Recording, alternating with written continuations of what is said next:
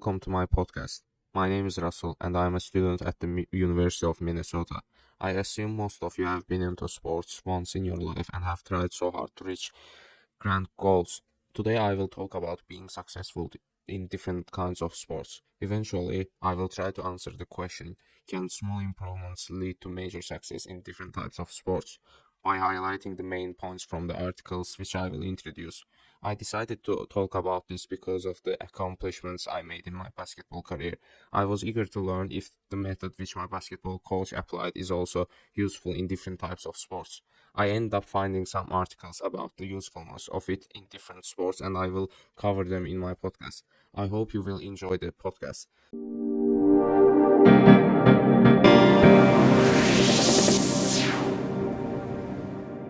To begin with, I would like to elaborate on some real life examples of sports to let you know if small improvements can lead to major success in different types of sports. First, I would like to talk about the article named Ferguson's Formula written in 2013 about Sir Alex Ferguson. In this article published in Harvard Business Review, a professor of business administration at Harvard Business School, Elberse, states that some call him the greatest coach in history. One special thing about this manager was that he was far more than a coach. He played a central role in team's organization, managing not just first team, but the entire club. Before his appointment, the team wasn't successful at all. The club won 13 English league titles along with 25 other domestic and international trophies following his arrival to the club. It's so surprising how one club can start winning so many titles in a short amount of time. I will mention some methods he used for the team to get titles. The first thing that he did was sign new young talented players. Then he set high standards and held everyone to them. He expected everyone in the team to work hard and not give up easily. Before his appointment, he told himself that he wasn't going to allow anyone to be stronger than he was. Ferguson's opinion was that no player can affect the team because the manager is the most important one in the club. One major change was about asking the team to do their best to win the match. Ferguson was ready to take every risk to make his team win. I think the most important change he made was making his players adapt to new things. He installed vitamin D booths in the dressing room to compensate for the lack of sunlight in Manchester and championed the use of vests fitted with GPS sensors that allow an analysis of performance just 20 minutes after a training session. Ferguson was the first coach to employ an optometrist for his players. He also asked the team to hire a yoga instructor to work with players twice a week. In my opinion, he did all the things to make the club better. Moreover, the club has a record of winning titles in a short amount of time. The team won the majority of the titles under Ferguson's reign. Nowadays, I think that the managers can improve the players' performance if they implement Ferguson's methods. Now, I would like to give one example which relates to my personal experience. I am going to talk about one chapter of the book Atomic Habits. In the book Atomic Habits, The Downside of Creating Good Habits, published in 2018, James Clear, the author of the number one New York Times bestseller, claims that while making small changes for improvement, one should review and reflect on them and, if necessary, make other adjustments. To support his argument, he gives an example of the great success of the former Los Angeles Lakers squad. I will talk about the improvement method made by Los Angeles Lakers manager to make the team back-to-back NBA champions. After the Lakers defeat in the conference finals 1985, head coach Pat Riley thought that he needed to do something for the team to make them win the title. In the summer of 1986, he created a plan to do exactly that, a system that he called the Career Best Effort Program. He determined each player's baseline level of performance. Then he asked each player to improve their output by at least 1% over the course of the season. If they succeeded, it would be a CBE or Career Best Effort. Riley also compared each player's current CBE to not only their past performances but also those of other players in the league. Coach compared 1986 performance for each month to last season's each month. The team kept using this method for a whole season in 1986, and as a result, they became NBA champions. Clear says that the following year, Pat Riley led his team to another title as the Lakers became the first team in 20 years to win back-to-back NBA championships. When I played basketball professionally, my coach made our team use this method to improve our performance. Initially, my team participated in various competitions, but we couldn't win any titles. Considering ways to win, our coach came up with the idea of every player on the team improving his performance to win against the opponents.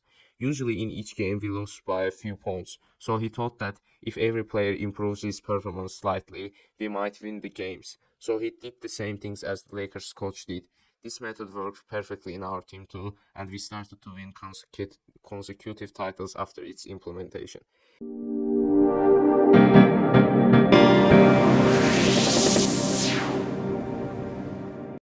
In order to answer my question, which I mentioned earlier, I would like to talk about a different type of sport, which is very different than basketball and soccer, particularly success gained by a cycling team. The content of this article looks similar to the article about Ferguson. Like the team's unsuccessful period of before Ferguson's appointment, the cycling team also almost didn't win any medal in any competition before Sir, Sir Dave Brailsford's appointment.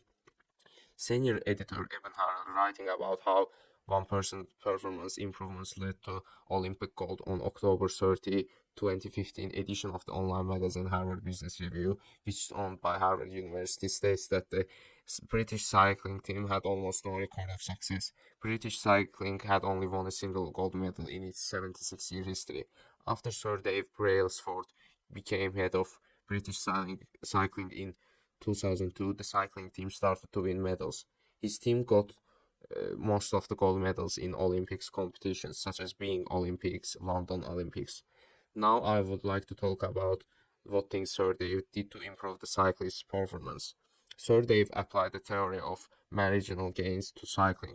He gambled that if the team broke down everything they could think of that goes into competing on a bike, and then improved each element by 1%, they would achieve a significant aggregated increase in performance. According to Sir Dave, the team should think small, not big, and adopt a philosophy of continuous improvement. The first improvement the team made was regarding aerodynamics. Then the coach hired a surgeon to teach his athletes about proper hand washing to avoid illnesses during competition. He also made his athletes pay attention to their food.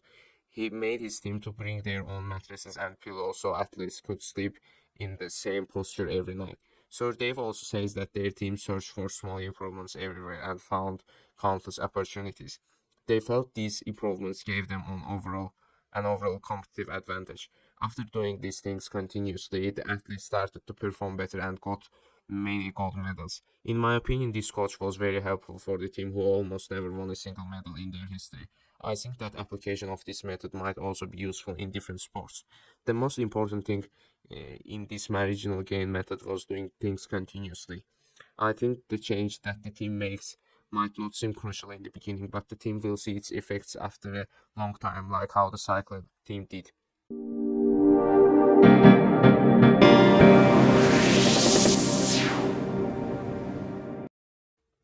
For the last part, I'm going to talk about soccer again, but the content of this article is much different than the very first one.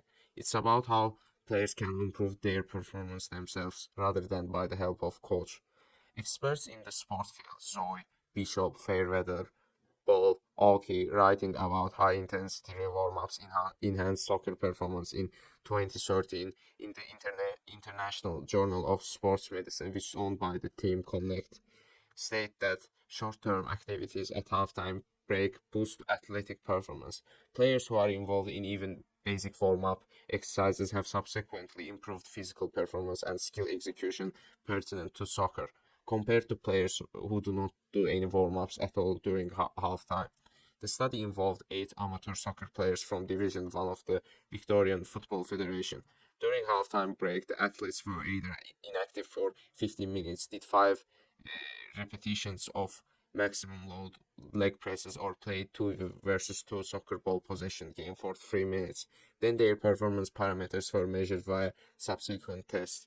Those who did 5 repetitions of maximum load leg presses and passing or dribbling exercises at halftime were more powerful, faster, and skillful following the break than those who had a rest.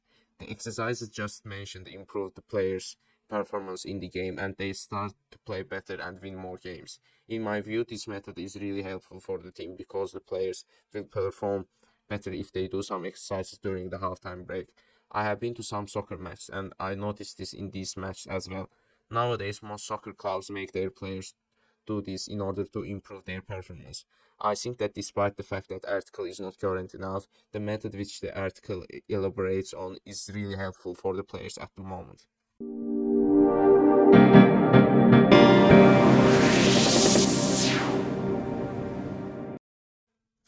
From the examples I mentioned, you can be convinced that if you try to make small improvements in any sport, you can reach your goals in the long run. Furthermore, you can even consider applying similar method in other areas of life, not just in sports. I hope you guys learned something new and useful from this podcast. Whether you enjoyed this podcast or not, I appreciate you for taking the time to listen to me. This was Rasul with you. I hope you have a nice day.